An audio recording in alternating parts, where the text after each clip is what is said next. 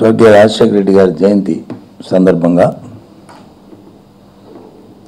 మా వైఎస్ఆర్సీపీ పార్టీ జాతీయ ప్లేనరీని అమరావతిలో జరుపుకున్నాం. రాష్ట్ర ప్రజానీకం, దేశ ప్రజానీకం, ప్రపంచమంతా కూడా చూసింది.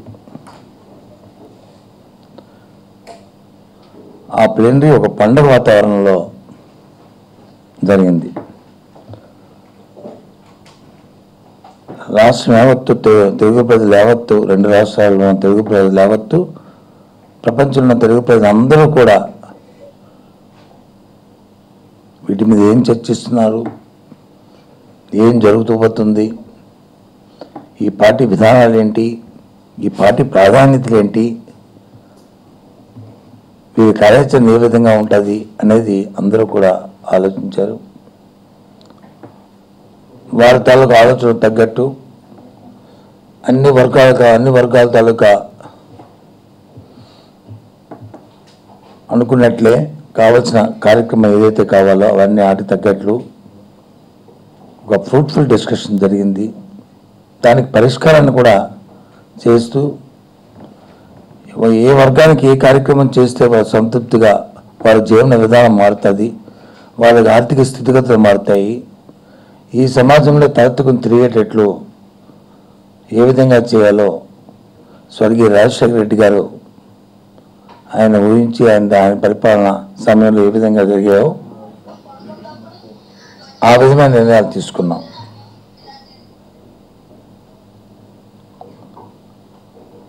ఆ రకంగా జరిగింది. అంతకుముందు కూడా ప్లేనరీ, తెలుగుదేశం పార్టీ ప్లేనరీ జరిగింది విశాఖపట్నంలో, అధికార పార్టీ. ఆ తర్వాత మేము చెప్పాం, ఈ ప్రభుత్వ విధానాలని, ప్రభుత్వం తీసుకోబోయే తదుపరి చర్యల్ని, తదుపరి వారి కార్యాచరణని ఏదో చెప్తారు కదా అనుకున్నాం. కానీ ఆ రోజు ఎంతసేపు కూడా ప్రతిపక్షంగా ఉన్న మా పైన ఎందరు, మా నాయకుడు జగన్మోహన్ రెడ్డి గారి పైన వారు అప్పుడెందరూ నిందారోపణ చేసుకున్నారు తప్ప రాష్ట్రానికి పనికి వచ్చే ఏ ఒక్క సమస్యని, ఏ వర్గానికి సంతృప్తికరమైన విధానాన్ని అని వారు ప్రకటించలేపారు. ఇది పండుగ జరిగితే అది నాయకుడు ఎన్టీ రామారావు గారి తద్దినం జరిగిన మధ్యలో ఆ ప్లేనరీ జరిగింది. దానికి దీనికి కంపారిజన్ అది. ప్లేనరీ జరిగిన మన్నాడు ఎంతో రాష్ట్రపతి అందరూ కూడా ఈ పార్టీ ఈ విధమైన ఆలోచన చేస్తుందా అనే ఒక రీతిలో మాకు న్యాయం జరుగుతుంది, మాకు విశ్వాసం, మాలో విశ్వాసం పెంపొందించారనే రీతిలో ఎంతో హాయిగా ఆనందంగా ప్రజలందరూ కూడా ఉన్నారు. ఈ సందర్భంలో ఒక విషయాన్ని కూడా గుర్తు చేస్తున్నాను. ఎందుకంటే మా పార్టీ స్వర్గీయ రాజశేఖర రెడ్డి గారి తాలూకా ఆశయంతో, ఆశీస్సులతో పుట్టిన పార్టీ. 2009-2010 బడ్జెట్ పెట్టినప్పుడు రాజశేఖర రెడ్డి గారు ఒక మాట చెప్పారు రాష్ట్ర ప్రజలందరికీ కూడా. ఆ రోజు 9-10లో ఆయన చెప్పిన మాట ఏంటంటే, ఆ రోజు ఉమ్మడి రాష్ట్రంలో చెప్పిన మాట ఏంటంటే, రాష్ట్రపతి తమ అవసరాలకు గాను ప్రభుత్వం మీద కానీ ఇతరుల మీద కానీ ఆధారపడకుండా సగౌరవంగా ఆత్మ అభిమానంతో తలెత్తుకుని బతికేలా దీర్ఘకాలంలో ప్రతి ఒక్కరికి తగినంత సాధకారతను కల్పించడమే మా లక్ష్యం అని ఆయన చెప్పారు. అంటే రాష్ట్రంలో ఉన్న ప్రజలందరూ కూడా వారి అవసరానికి కావాల్సిన కార్యక్రమం ఏ ఒక్కడి మీద ఆధారపడకుండా ఈ ప్రభుత్వం మాకు చేస్తుంది అనుకునే ఒక ధైర్యాన్ని కల్పిస్తూ, వారి ఆత్మభావానికి ఏ విధమైన చిన్న లోటు కూడా రాకుండా, తలదించుకునే పరిస్థితి లేకుండా, తలెత్తుకుని బతికేటట్లు ఏదో తాత్కాలికమైన కార్యక్రమం కాకుండా దీర్ఘకాలంగా ప్రతి ఒక్కరూ ఉండాలని ఆశయాన్ని ఆ ప్రభుత్వం తాలూకా ప్రయారిటీగా రాష్ట్ర ప్రధానికానికి ఆయన చెప్పిన మాట. అంతకుముందు చేసిన కార్యక్రమాలతో పాటు రాబోయే కాల ఆ విధమైన నిర్ణయాలు తీసుకుంటామన్నారు. అందులో భాగంగానే ఆ రోజు ఆయన కార్యక్రమాలు రాష్ట్రంలో చేసి చూపెట్టారు కూడా. అందరికీ చదువుకోవడానికి రీఎంబర్స్మెంట్ అనే పథకాన్ని పెట్టి ఉన్నత విద్య చదువుకునే అవకాశం కల్పించడం కానీ, ప్రతి ఒక్కరికి గూడు కల్పించే ఏర్పాటుని గృహ నిర్మాణం ద్వారా కానీ, లక్షల ఇళ్ళు కట్టిన గృహ నిర్మాణం కానీ, లేదు ఆరోగ్య భద్రత కోసం చేసిన కార్యక్రమాలు కానీ, రాజీవ్ ఆరోగ్యశ్రీ అనే పేరుపైన, లేదు ఆహార భద్రత కోసం మళ్ళీ ₹2 కిలో పైన మళ్ళీ ప్రవేశపెట్టి ప్రతి ఒక్కరికి ఆహార భద్రత తీర్చడానికి కానీ, పింఛన్ని పెట్టి పింఛన్ ఆసరా అయ్యే కార్యక్రమాలు, ఇలాంటి కార్యక్రమాలు ఎన్నో కార్యక్రమాలు చేశారు. దాంతోపాటు ఉచిత విద్యుత్ ఇచ్చి వ్యవసాయదారుడికి నమ్మకాన్ని స్థైర్యాన్ని కల్పించారు. ఏ ఒక్కసారి కూడా ఏ ఒక్కటి సందర్భంలో కూడా ₹1 పన్నుని పెంచకుండా కార్యక్రమాలు జరిపించిన తీరు మనం చూసాం. దానికి అంతటికీ ఆబ్జెక్టివ్ ఏంటంటే కారణం, దానికి అంతటికీ సందేశం అది. కానీ దురదృష్టం ఈ ప్రభుత్వం ఆ కార్యక్రమాలు చేయలేకపోయింది. ఈ ప్రభుత్వానికి అసలు ప్రయారిటీ ఏంటో లేని పరిస్థితి వచ్చింది. ఏ అంశం మీద ప్రాధాన్యత ఉన్నదనడానికి ఎక్కడ కూడా మనకు కనిపించట్లే. రాష్ట్ర విభజన జరగకముందు కంటే రాష్ట్ర విభజన జరిగిన తర్వాత 90% మంది వ్యవసాయం మీద ఆధారపడిన పరిస్థితుల్లో కనీసం వ్యవసాయానికి కూడా ప్రాధాన్యత అనే క్రమంలో అయిపోయింది. రుణమాఫీ అని చెప్పారు, 11,000 కోట్ల రూపాయలు రుణమాఫీ 3 దఫాలుగా ఇచ్చి కనీసం వడ్డీ కూడా కట్టుకునే పరిస్థితుల్లో చేసి, వడ్డీ లేని రుణం కూడా లేకుండా రైతులకు అవకాశం లేని పరిస్థితుల్లో ఇవాళ ప్రభుత్వం చేసింది. ఇటువంటి పరిస్థితులు ఇవాళ రాష్ట్రంలో ఇవాళ ఉన్నాయి. ఇవాళ అందుకే నిన్న ప్లేనరీ అంత ఉత్సాహంగా రాష్ట్రంలో ఉన్న ప్రతి కార్యకర్త, క్రియాశీల కార్యకర్తలు అందరూ కూడా నేను వస్తాను సొంత ఖర్చులతో ప్రయాసలు పడుతూ ఎలాగైనా సరే మళ్ళీ రాజశేఖర రాజాంలో ఉన్న రాజ్యాన్ని రామరాజ్యాన్ని తెచ్చుకోవాలంటే వైఎస్ఆర్సీపీ అధికారంలో రావాలి, జగన్మోహన్ రెడ్డి ముఖ్యమంత్రి అవ్వాలని ఒక దృఢ సంకల్పంతో నిన్న వచ్చారు. రాష్ట్ర ప్రజలందరూ కూడా జరిగిన తీరుని హర్షించారు. పాపం జరిగిన తర్వాత నిన్న సాయంత్రం చూస్తే తెలుగుదేశం పార్టీ నేతల్లో గుండెల రైలు పరిగెడుతున్నాయి. వాళ్ళు ఏం మాట్లాడుతున్నారో అర్థం అవట్లే, ఏం చెప్తున్నారో అర్థం అవట్లే. మరి పెద్ద రామకృష్ణ గారు మాట్లాడుతున్నారు, కేఈ కృష్ణమూర్తి గారు మాట్లాడుతున్నారు, కళా వెంకటరావు గారు మాట్లాడుతున్నారు, వాళ్ళు మాట్లాడుతున్నారు వాళ్ళందరూ. ఇందాక చూస్తే లోకేష్ కూడా ఏదో మాట్లాడుతున్నారు. ఆయన మేము అంటుంది అడుగుతుంది ఒకటే, ఈ 3 సంవత్సరాల కాలంలో మీరు ఇచ్చిన వాగ్దానాలు కానీ, నేను రుణమాఫీ చేస్తానని చెప్తున్నావు, ఎక్కడ చేశారు రుణమాఫీ? ఇట్లా అడగండి. గ్రామాల్లో రుణమాఫీ జరిగింది, మాకు అయ్యింది అని చెప్పిన రైతుని చూపెట్టండి మీరు. లేదు 3 సంవత్సరాలు ఏదైనా ఒక్క కార్యక్రమాన్ని, ఇది మా తాలూకా ఫ్లాగ్షిప్ ప్రోగ్రామ్, ఇది మా తాలూకా సొంతం అని చెప్పుకునే కార్యక్రమాన్ని చూపెట్టండి. ఏమీ లేదు. మేము ప్రాజెక్ట్ కట్టామంటారు ఇరిగేషన్ మంత్రి గారు. అసలు ఇప్పుడు 3 సంవత్సరాల్లో మీరు శంకుస్థాపన చేసింది లేదు, పూర్తి చేసింది లేదు. అంతకుముందు కనీసం గత 9 సంవత్సరాల కాలంలో సరే శంకుస్థాపన చేసి పూర్తి చేసిన ప్రాజెక్ట్ ఒక ప్రాజెక్ట్ని చెప్పండి. లేదు. ఏ విధంగా క్లెయిమ్ చేసుకుంటారు? జలయజ్ఞాన్ని పెట్టినప్పుడు జలయజ్ఞం అన్నారు, ఇప్పుడు ఆ ప్రాజెక్టు పూర్తి చేయడానికి కూడా సమయం పడక పూర్తి చేయని పరిస్థితిలో మీరు 3 సంవత్సరాలు ఉన్నారు. ఎక్కడైతే డబ్బులు వస్తాయో, ఎక్కడైతే దోచుకోవడానికి అవకాశం దొరుకుతుందో ఆ కార్యక్రమాల మీద దృష్టి పెడుతున్నారు తప్ప ఏముంది? ఏమి లేదు. ఎంతసేపు మీరు మాట్లాడుతున్న మాటలు వచ్చి జగన్మోహన్ రెడ్డి గారి మీద ఆయన వచ్చి జైలుకి వెళ్ళిపోతారు అని. మీరేమైనా న్యాయస్థానమా? మీరేమి జడ్జిలా? తప్పు చేస్తే తప్పుకు వచ్చి న్యాయస్థానాలు శిక్షిస్తాయి.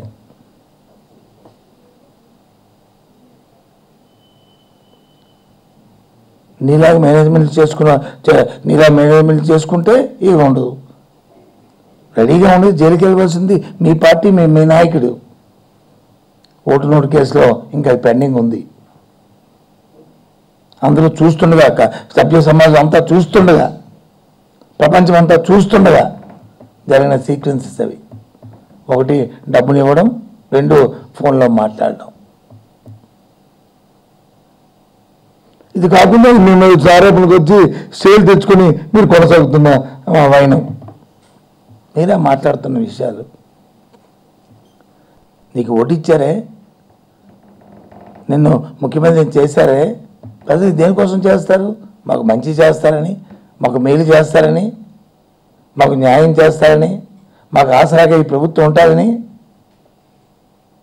మా గౌరవాన్ని అని కాపాడతారని, మా ఆత్మ అభిమానాన్ని కాపాడతారని నీకు ఓటేస్తారు. కానీ ఏ ఒక్కటనే చేశారా? చేయలే. పైపొచ్చి మళ్ళీ మీరు మాటలు వచ్చి కోటలు దాటిపోతున్నాయి. మేము మాట్లాడుతున్నాం ఒక్కొక్క మాట కూడా. లేదంటే జగన్మోహన్ రెడ్డి గారు వస్తే రాజధాని మార్చేస్తారని అదొక మాట మాట్లాడుతున్నారు. జగన్మోహన్ రెడ్డి గారు వస్తే రాజధాని ఎందుకు మార్చేస్తారండి? విభజన చట్టంలో చెప్పిన అంశాన్ని మనం ఒకసారి గుర్తించుకుంటే, ఎవరైతే కొత్త ప్రభుత్వం వస్తుందో, కొత్త ప్రభుత్వాన్ని ఎక్కడైతే నిర్ణయం చేస్తుందో, నిర్ణయం చేసిన దగ్గర రాజధాని అని చెప్పిన తర్వాత వెంటనే మొదటి శాసనసభలోనే మీరు రాజధాని వచ్చి అమరావతి, విజయవాడకి, గుంటూరుకి మధ్యన పెట్టాలని మీరు నిర్ణయించిన మరుక్షణం నాడే ప్రతిపక్షానికి లేచి ఎస్ మాకు అభ్యంతరం లేదు, ఇక్కడే పెట్టండి, మేము పూర్తిగా దీన్ని సమర్థిస్తున్నాము అని చెప్పారు. నిన్న కూడా దానికి చెప్పడం కూడా జరిగింది. అయినప్పుడు కూడా ఇంకో మంత్రి అంటాడు అది మార్చేస్తారు. ఎందుకంటే వాళ్ళు రియల్ ఎస్టేట్ వ్యాపారస్తులు. ఇప్పటికే రాజధాని ప్రాంతంలో ఉన్న భూములను వాటిని కొనుక్కొని వాళ్ళు అక్కడ వ్యాపారం అయిపోయింది. వాళ్ళకి కావాలంటే ఒక మార్చేయాలని, ఎందుకంటే ఇంకో దగ్గర మళ్ళీ రియల్ ఎస్టేట్ వ్యాపారాలు చేసుకోవడానికి ఆ వ్యాపారస్తులకు కావాలి. ఎవరైతే భూ కబ్జాలు, రియల్ ఎస్టేట్ వ్యాపారాలు చేస్తారో వాళ్ళకి కావాలి రాజధాని మార్పులు, మాకు కాదు. రాజధాని అక్కడే ఉండాలి, అక్కడే ఉంటుంది అనేది జగన్మోహన్ రెడ్డి గారు చెప్పారు. మేము అందరం కోరుతున్నదే అక్కడే ఉండాలి, అక్కడే ఉంటుందని కూడా. ఎందుకంటే అవకాశం 10 సార్లు చెప్తారు? ఎందుకంటే మీకు కావాలి, మీరు వ్యాపారస్తులు కాబట్టి, దాంట్లో వ్యాపారం చేసుకోవాలని తపన ఉంది కాబట్టి, కబ్జాలు చేసుకోవాలనే ఆలోచన ఉంది కాబట్టి, దోపిడీ చేయాలనే తత్వం ఉంది కాబట్టి, మీరు రియల్ ఎస్టేట్ వ్యాపారాలు కాబట్టి. మాకు లేదు. మా పార్టీ చిత్తశుద్ధి భారతదేశంలోని మేటి రాజధానిగా దాన్ని తయారు చేయాలని, అందరూ మెచ్చుకునే రాజధానిగా ఉండాలని, అది ప్రజా రాజధానిగా ఉండాలని, అది జగన్మోహన్ రెడ్డి గారి కోరిక, వైఎస్ఆర్సీపీ పార్టీ ధ్యేయం. అదే కోణంలోనూ జరుగుతుంది. కానీ ఆవాకులు సేవకులు ఆపి మీ రియల్ ఎస్టేట్ వ్యాపార తాలూకా బుద్ధులు ఆ గుణాలు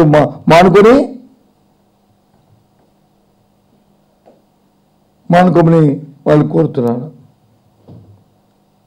ఇక పుస్తకం వేస్తారంట. ఏం పుస్తకం వేస్తారండి?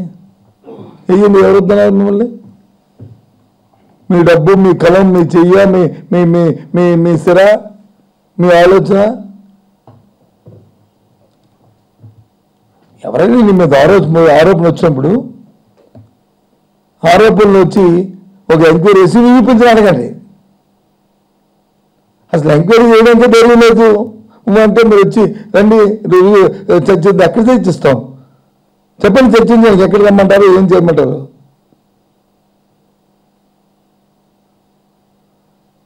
విశాఖపట్నంలో భూములు వచ్చి భూ కబ్జాలు జరగలేదా? 298 ఎఫ్ఎంబి 2,98,000 ఎఫ్ఎంబి కాపీల్ని మాయమైపోయాయని చెప్పి అధికారపూర్వకంగా చెప్పలేదా? హుదూద్ తుఫాన్లో పోయాయని చెప్పలేదా? ఎంక్వైరీ ఏమంటే సిట్ అని పెట్టి వాళ్ళకి ఇచ్చిన రిఫరెండం కూడా దాన్ని కంప్లైంట్ చేసి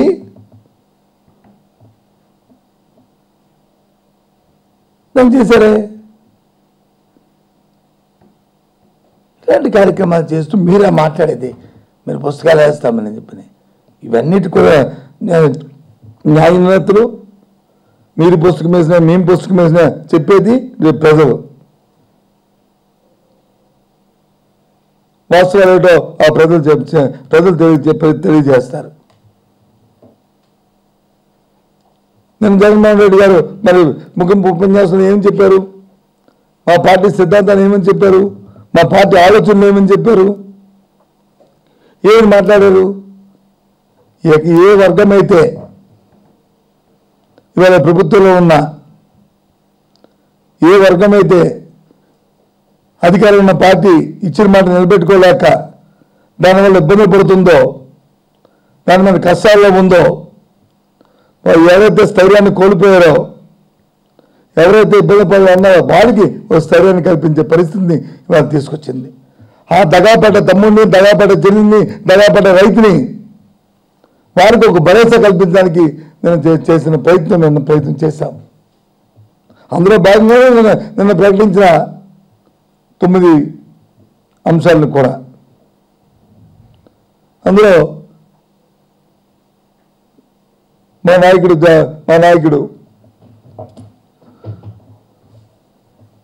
జగన్మోహన్ రెడ్డి గారు ఈ ఆశయంతో పార్టీ పెట్టారు.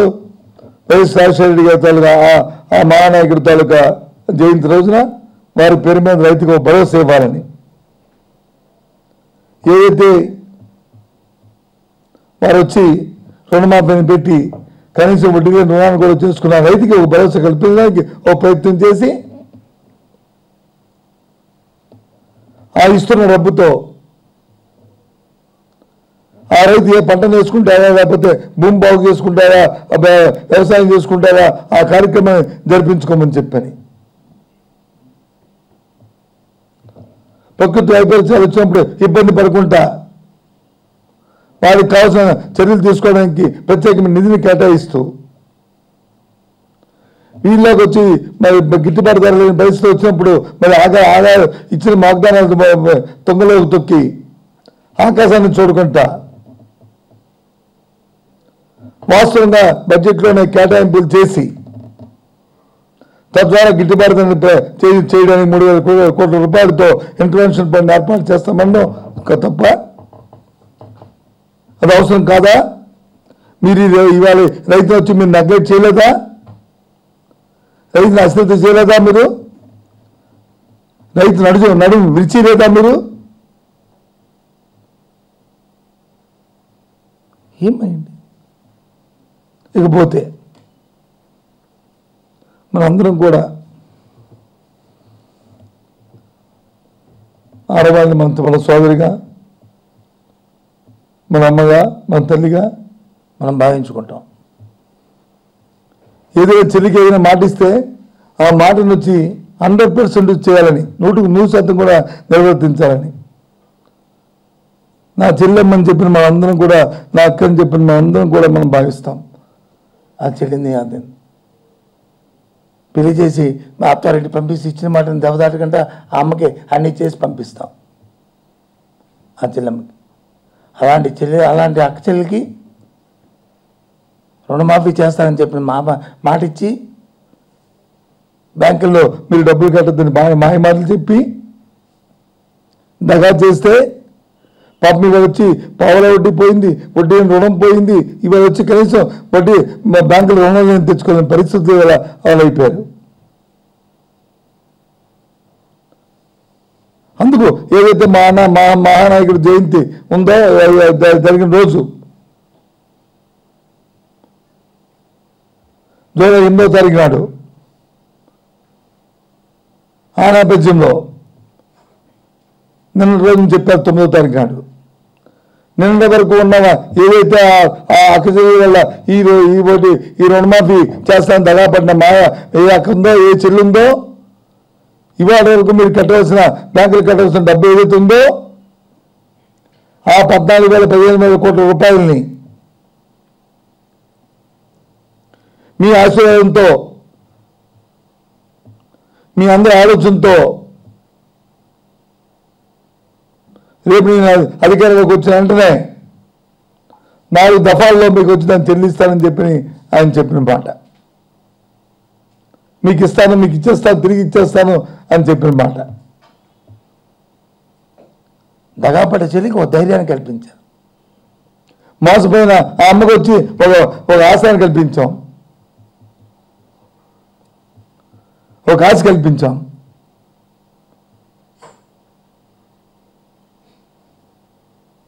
ఇది చెప్పిన మాట తప్ప అది. ఇక పింఛన్ 1000 రూపాయలు ఇస్తున్నప్పుడు పింఛన్ని ఏదైతే మన ఇండెక్స్లో కొలమానం ప్రకారం ఒక పక్క ధరలు పెరుగుతూ, ఒక పక్క స్థితిగతులు మారుతూ, ఆచార వ్యవహారాలు బాగా మారిన పరిస్థితుల్లో వాళ్ళు ఆర్థికంగా ఇంకా తట్టుకోని పరిస్థితులు ఉన్నప్పుడు ఆ 1000 రూపాయలు సరిపోద్దా లేదన్న ఆలోచన వచ్చి 5 సంవత్సరాలు అవుతుంది కాబట్టి 2000 రూపాయలు ఇస్తామనే మాటని చెప్పడం జరిగింది. పర్వాలేదు, నీకు 70 కాదు, దానికి డబ్బులు ఇచ్చి 2000 రూపాయలు ఇచ్చి నేను ఆదుకుంటామని చెప్పడం జరిగింది. ఎందుకు? ఆ వృద్ధులు పడుతున్న ఇబ్బంది, ఆ వితంతు పడుతున్న బాధ, వాళ్ళకు ధైర్యాన్ని కల్పించడానికి ఆ మాట చెప్పడం జరిగింది. మీరు చెప్పలేదా? ఎన్నికల ముందు చెప్పారు. ఆ మహానాయకుడు వచ్చి ఉన్నత విద్యకు ఫీజు రీయింబర్స్మెంట్ పెట్టి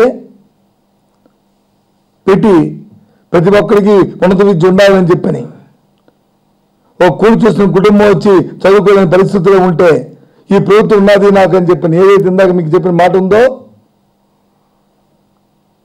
నాకు ఈ ప్రభుత్వం ఉందని ధైర్యంగా ఉండే పరిస్థితులు ఆనాడు రాజశేఖర రెడ్డి గారు ఏదైతే బడ్జెట్లో చెప్పారో ఆ రకమైన కార్యక్రమం బడ్జెట్లో కేటాయింపులు చేసి ఉన్నత విద్య పెడితే ఇవాళ దాని మీద మీకు బ్యాన్ పెట్టారు. ఉన్నత విద్యలో ఆ ఫీజు వచ్చి ఎంతవరకే కడతాం మేము, మిగతా వచ్చి మీరు కట్టుకోండి అని చెప్పిన పరిస్థితి. ఆయన కట్టుకునే పరిస్థితి ఉంటే వారికి ఎందుకు బాధ లేదు కాబట్టి ఈ కార్యక్రమం. అలాంటి ఆ కుటుంబాలకి, అలాంటి యువకుడు తాలూకా భవిష్యత్తుని బంగారు బాట దిద్దడానికి ఈ ప్రభుత్వం, నా ప్రభుత్వం మీ అన్నగా, మీ తమ్ముడిగా మీకు నేను ఆసరాగా ఉంటానని నాకు చెప్పిన ఆ ఫీజు రింబర్స్మెంట్ గురించి ఆ మాట చెప్పడం జరిగింది. హడావుడిగా చెప్పారు 2,50,000 రూపాయలతో ప్రతి వాడికి ఒక ఇల్లు కట్టిస్తామని చెప్పాను. ఒక కిల్లోని కట్టారండి. నా ఖరీదుతో 3 సంవత్సరాలు అయింది. ఆ మహానాయకుడు ఉన్నప్పుడు గుడిసె రాష్ట్రంగా ఈ రాష్ట్రాన్ని చేయాలని చెప్పిన ఆ రోజు ఆలోచన చేసి ఉమ్మడి రాష్ట్రంలో 46 లక్షల ఇల్లు కట్టి ఒక్క శాసనాంధ్రప్రదేశ్లో 24 లక్షల ఇల్లు కట్టిన ఘనత రాజశేఖర రెడ్డి గారికి. ఆ రోజు ఇల్లు ఒకటే ప్రాతిపదిక. ఏంటో ప్రాతిపదిక? అర్హులైన వారికి శాచురేషన్ ఇచ్చాం. ఏ కమిటీ కమిటీ అప్పుడు ఉండేది, ఇందిరమ్మ కమిటీ. దేనికి ఉండేదే కమిటీ? ఎవరైనా సరే మిస్ అయిపోతే, ఎవరైనా తప్పిపోతే, అర్హులైన వారికి ఎవరైనా చేయకపోతే, ఒక అధికారులు ఏదైనా మామూలుగా అయిపోతే, చేయలేకపోతే అది మీరు చెప్పి చేయించండి చెప్పారు తప్ప వీడికి ఇవ్వద్దు, వాడికి ఇవ్వద్దు, వీడి కార్యకర్త వాడు చొక్కా వేసుకున్నాడు, వీడు టోపీ పెట్టుకున్నాడు అని చెప్పలేదే. మళ్ళీ అలాంటి ధైర్యాన్ని కల్పించడానికి పేదవాడైన వాడు కూడా ఒక పక్కా ఇంట్లో ఉండాలి. ఆ పేదవాళ్ళకి వచ్చి నాకు ఆస్తున్నది, ఏ చెట్టు కింద పుట్ట కింద ఎందుకో దీనికో ఉండకూడదనే ఉద్దేశంతో ఆ కార్యక్రమం పెట్టారు. ఆ కార్యక్రమాన్ని ప్రజలకు భరోసా కల్పించారు. నేనున్నానమ్మా నీకెందుకు, ఆ రోజు నాడు నీకు పట్టాన్ని చేతితో కాకుండా రిజిస్ట్రేషన్ చేయించి చేతితో పెడతానని అని చెప్పిన మాటని నీ అన్నగా తమ్ముడిగా నేను చెప్తున్నానని చెప్పిన మాట.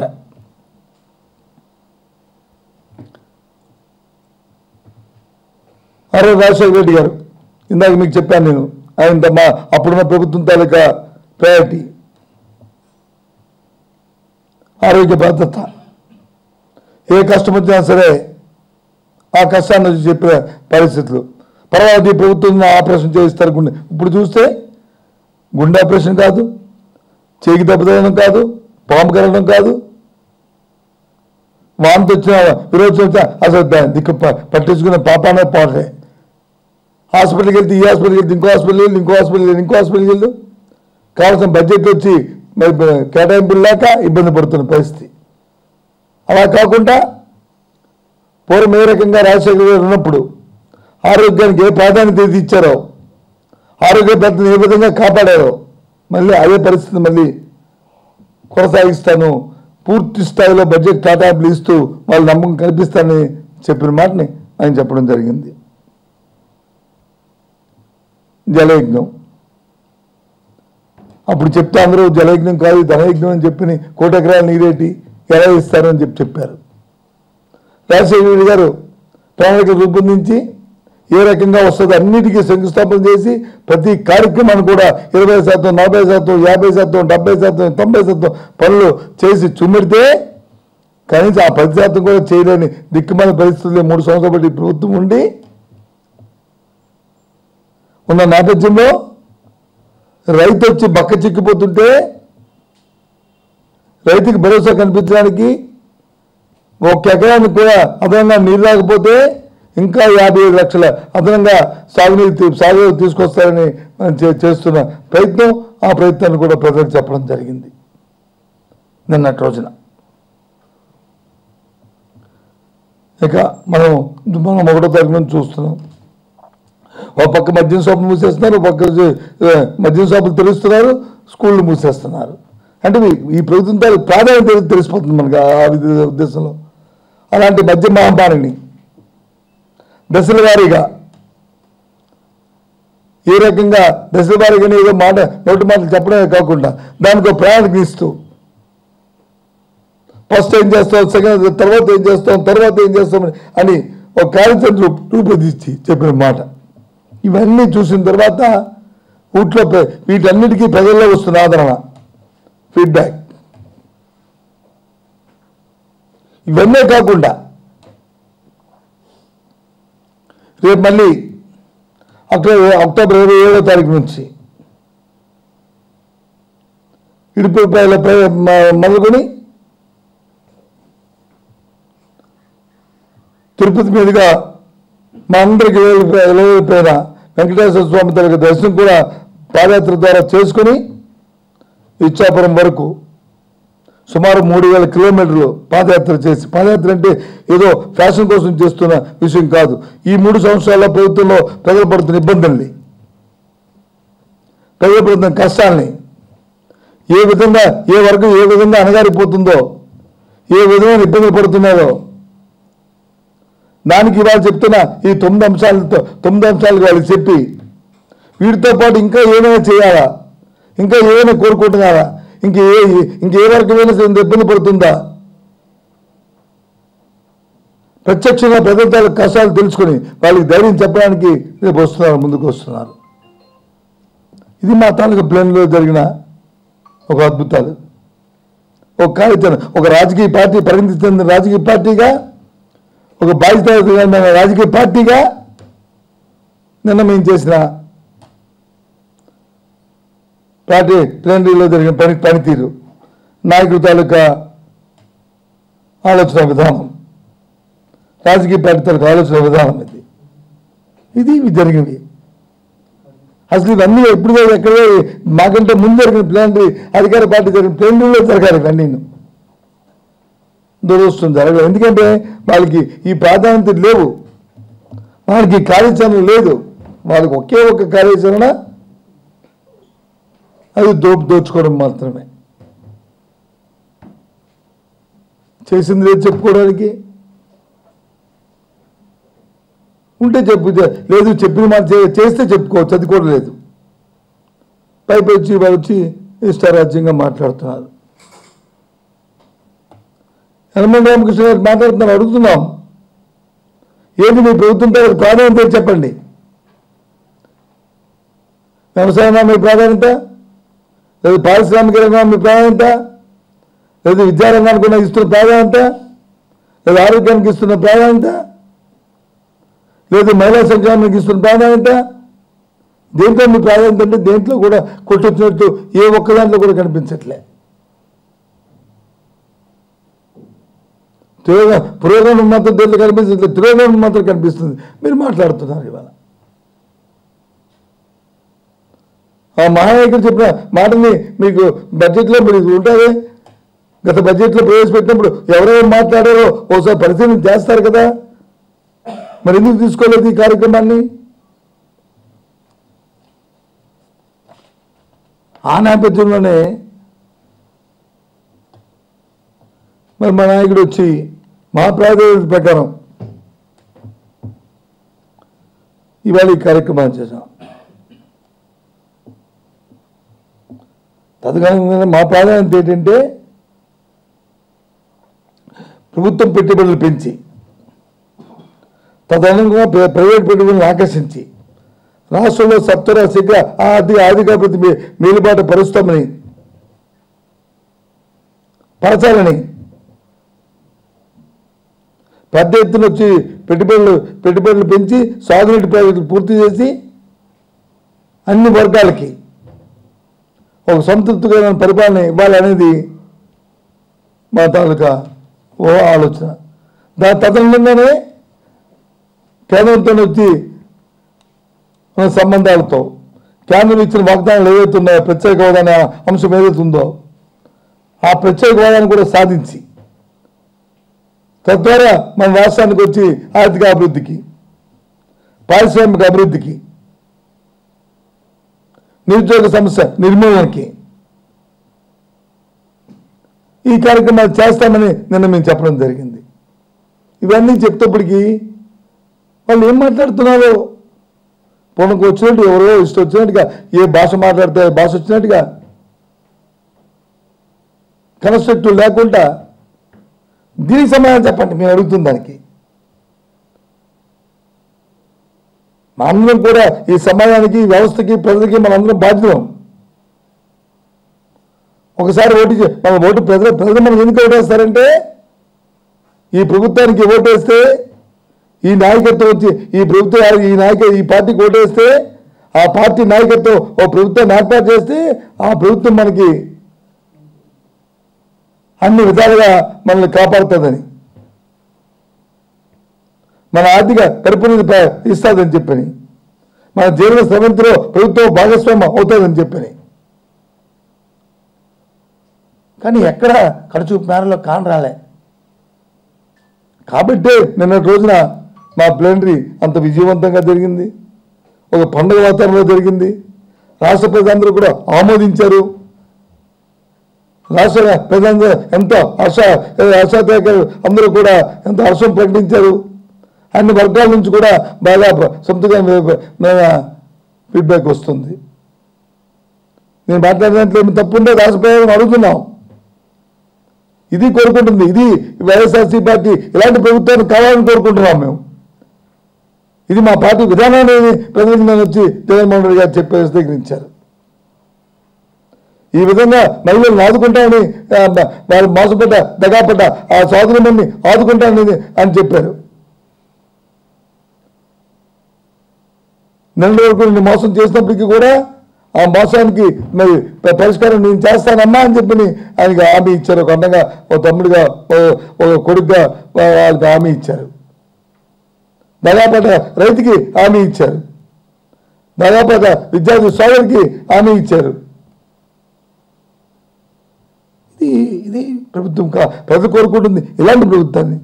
అంతేగాని ఇవాళ ప్లేనరీలో తెలుగుదేశం పార్టీ జరిగిన ప్లేనరీలో పేరెంట్గా ఏదో భోజనాలు పెట్టుకుంటాం కదా, పిల్లలకో లేకపోతే పెద్దవాళ్ళకో భోజనం పెట్టుకుంటాం కదా, ఆ టైప్లో భోజనానికి ప్రాధాన్యత ఇచ్చారు. అక్కడ ఆతిథ్యాన్ని ప్రాధాన్యత ఇచ్చారు. ఇక్కడ మేము వచ్చి మేము ప్రజల తాలూకు సమస్యలకి ఇక్కడ ప్రాధాన్యత ఇచ్చాము. మేము పరిపాలన విధానానికి ప్రాధాన్యత ఇచ్చాము. మేము మా పార్టీ తాలూకా విజన్ ఆలోచన రాబోయే కాలం ఏం చేయాలని దానికి మేము ప్రాధాన్యత ఇచ్చాము. ఇది విషయాన్ని మనం చేస్తున్నాం.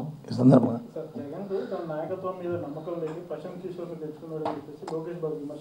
ఏం చేస్తాడు సార్ ఈయన? ఎవరి నాయకత్వం మీద ఎవరికి నమ్మకం ఉందో ఎవరికి లేదో వారికి తెలుసు. ఎవరికైనా సరే ప్రశాంత్ కిషోర్ గారికి నాయకత్వం నమ్మకం ఉంటే, ఈయనకి నాయకత్వం నమ్మకం ఉంటే తెచ్చుకోవడానికి నాయకత్వం నమ్మకం ఉన్నప్పటికీ కూడా మన దగ్గర ఉన్నప్పుడు వచ్చి మనం ఎందుకు పెట్టుకుంటాం మిగతా వాళ్ళని? మనం ఆఫీసుగా ఉంటాము, మన ఉద్యోగం మన ఆఫీస్లో ఎందుకు ఉంటారు అందరూ? మన నమ్మకాలు లేక ఎవరు చేయవలసిన పని వాళ్ళు చేస్తుంటారు, ఎవరి కార్యక్రమాలు వాళ్ళు చేస్తుంటారు. అంతేనే లోకేష్ బాబు చెప్పిన దానికేనో ఆయన చెప్తున్నాడు కిందాక 11,000 కోట్ల రూపాయలు మేము వచ్చి ఇచ్చేసి రుణమాఫీ చేస్తానంటే రుణమాఫీ చేశాడండి? మంత్రిగా మాట అదేనండి. మేము ఆస్తులు ప్రకటించామంటాడు. నా తిరిగి అడుగుతున్నాను, ఎన్నికల్లో పోటీ చేసిన ప్రతి వ్యక్తి కూడా ఎన్నికల్లో ఎఫిడవిట్ ఫైల్ చేస్తాము అంటే అర్థమేంటి? ఆ ఎఫిడవిట్లు ఏముంటాయి? నా ఆస్తి ఉంటుంది, నా పిల్లల ఆస్తి ఉంటుంది, నా భార్య ఆస్తి ఉంటుంది, నా కుటుంబం అందరూ ఆస్తి, దాంట్లో అన్నింటిలో ఎఫిడవిట్లు పెడతాం. మరి ప్రకటించకపోతే ప్రకటన కాకపోతే అది పబ్లిక్ డాక్యుమెంట్ కాకపోతే అది ప్రైవేట్ డాక్యుమెంట్ అండి. ఏదో గొప్పగా ఏం చెప్తుంటే నాకు అర్థమవుంది. అది తెచ్చి మళ్ళీ ప్రెస్ మీట్ పెట్టి మీకు ఇస్తే ఆ కాపీని ఇస్తే అది ప్రకటించినట్ట. ఇలాంటి ఫాల్స్ తెలియని మాటలు మాట్లాడుతుంటాడు ఆయన. ఇందాక ఒకటిన్నాను, 1,400 కోట్ల రూపాయలు వచ్చి మీ ఇన్పుట్ సబ్సిడీ ఎంతో విజయవంతంగా ఇచ్చాను. ఇలాంటి 1,400 కోట్ల రూపాయలు, వేల కోట్ల రూపాయలని సకాలంలో ఇన్పుట్ సబ్సిడీని పంపిణీ చేసి తెచ్చిన ఘనత ఆ రోజున్న రాజశేఖర గారి ప్రభుత్వాన్ని. క్రాప్ ఇన్సూరెన్స్ తీసుకొచ్చి ఇచ్చిన ఘనత రాజశేఖర గారి ప్రభుత్వాన్ని. కాలేజ్ చెప్పానండి, ఈయన ప్రభుత్వం వచ్చే పాత భాగాలన్నీ కొట్టిసాడు ఈయన ఇవ్వకంట ఇన్పుట్ సబ్సిడీ. ఈయన చెప్తాడు మాటలు. తెలియపోతే తెలిసి మాట్లాడితే బాగుంటుంది. తెలియని తర్వాత వచ్చి ఏదో మాటలు మంత్రి అయిపోయాను కదని ఇష్టం వచ్చినగా మాట్లాడిస్తే అది ఎలాగవుతుందండి? అది కరెక్ట్ కాదు. అది తెలుసుకుని మాట్లాడాలా. జగన్ చదివిన 9 అంశాలు కూడా 2014లో టీడీపీ మేనిఫెస్టోలో మేనిఫెస్టోలో టీడీపీ అంశాలా లేదా అంతకుముందు రాజశేఖర అంశాలను అది అంశాలు అయితే మరి అని మేము చేస్తామని చెప్పనండి.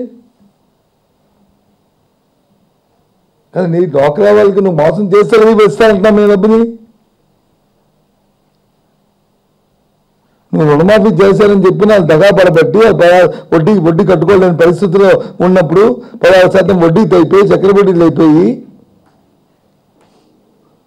పాపం నిర్వహణ అయిపోతుంటుంటే, అమ్మా నీ పర్వాలేదు నీ పని నువ్వు కట్టు, నీదో అప్పో చేసి కట్టుకో, నీకేదైతే ఇంతవరకు బకాయి ఉందో బకాయిని నేను ఇస్తానని చెప్పను. అది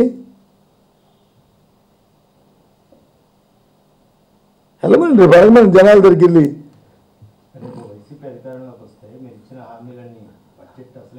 ఎందుకు అది బెస్ట్ క్వశ్చన్ మీరు అడిగిన క్వశ్చన్. అది మనస్సు ఉండాలి ముందు చేయడానికి, మన ప్రాధాన్యత ఉండాలి. ఏ రకంగా ప్రాధాన్యత ఉండాలో, ఏ రకంగా మనం నిధుల్ని సమకూర్చుకోవాలో అన్న ఇందాక చెప్పాను మీకు. పబ్లిక్ ప్రైవేట్ పార్ట్నర్షిప్ ద్వారా పెట్టుబడులను ఆకర్షించడం ద్వారా, ప్రభుత్వ పెట్టుబడులను ఎక్కువగా ఇంక్లూడ్ చేయడం ద్వారా. గత సంవత్సరంలో రాజశేఖర్ గారు ఉన్నప్పుడు ఏం జరిగిందండి? ప్రైవేట్కి ఎంత ప్రభుత్వ డబ్బులు వచ్చి వెచ్చించాం, ఎంత డబ్బులు 46 లక్షల ఇల్లులు కట్టాం, ఫీజు రియంబర్స్మెంట్ ఇచ్చాం, అంతా కూడా ప్రభుత్వ ఖజానాన్ని డైవర్షన్ అవ్వకుండా సక్రమంగా దాన్ని వినియోగిస్తే అది ప్రజల దగ్గరికి వెళ్తే దాని నుంచి మళ్ళీ వాళ్ళ ఎక్స్పెన్సెస్ జరిగితే దాని నుంచి మళ్ళీ పెట్టుబడి రూపంలో మళ్ళీ ప్రభుత్వానికి పనులుగా వస్తే ఓ పక్క వచ్చి అసెట్ క్రియేట్ అవుతుంది, ఓ పక్క వచ్చి రెవెన్యూ జనరేట్ అవుతుంది. తద్వారా పరిశ్రమలకు వచ్చి మేము ఆకర్షిస్తే పరిశ్రమలు వస్తాయి. ఎంతసేపు ఇది మాటల ప్రభుత్వం తప్ప చేతల ప్రభుత్వం కాదు ఇది. అసలు ఇది పైప్ లైన్ యాక్షన్ ప్లాన్ లేదు కదా. ఎంతసేపు 15 లక్షల కోట్ల రూపాయలు మేము అమలు చేస్తామంటే ఏది? డావోస్ వెళ్ళాము, లేకపోతే జపాన్ వెళ్ళాము, సింగపూర్ వెళ్ళాము, చైనా వెళ్ళాము, ఇక్కడికి వెళ్ళాము, అక్కడికి వెళ్ళాము. ఎక్కడికి వెళ్తే ఏం సుఖం? క్రెడిబిలిటీ లేదు కదా. ఓ పక్క వస్తే నువ్వు నాకేమి ఇస్తావని అడుగుతుంటే నీకు ఏ పరిశ్రమ వస్తుంది? ఎందుకు పెడతారు? ప్రాజెక్టు పెడితే ప్రాజెక్టు మేము వెయ్యం, ప్రాజెక్టు పూర్తయితే వచ్చిన ఉత్పాదకత ఆ రెండు ఎసెట్తో మనకి ఆదాయం వస్తుంది కదా. అసలు ఆలోచన లేదు కదా. ఎవరైనా సరే ఏ ముఖ్యమంత్రి అయినా సిగ్గుపడరా అండి? అతను ఉంటున్న హోటల్కి వచ్చి కోట్ల రూపాయలు ప్రజాధనాన్ని వచ్చి ప్రభుత్వ ధనాన్ని వచ్చి కడుతున్నాడు అంటే అది 1 కోట్ల 2 కోట్ల 50 కోట్ల 100 కోట్ల అనేది పక్కన పెడితే నిజాయితీ పనులు ఏం చేస్తాం? అయ్యో తప్పు కదా ప్రజాధనం మనం ఖర్చు పెట్టదామా అని చెప్పని తినడానికి ఏదో ఉండడానికి లేదు నీకు. ఆ డబ్బులు ఏమి నీ కంపెనీ నుంచి కట్టుకోవచ్చు కదా, నీ సంపాదనలో పెట్టుకోవచ్చు కదా. అక్కడే వారి తాలూకా దళితనాన్ని వారి తాలూకా మీన్ మెంటాలిటీ అక్కడే మీకు బయటపడుతుంది. ఆ నాయకుడి తాలూకా వ్యక్తిత్వం బయటపడుతుంది. ఇది చంద్రబాబు నాయుడు గారికి, జగన్మోహన్ రెడ్డి గారికి, లేకపోతే తెలుగుదేశం పార్టీకి, వైఎస్ఆర్సీపీ పార్టీకి కూడా తేడా అది.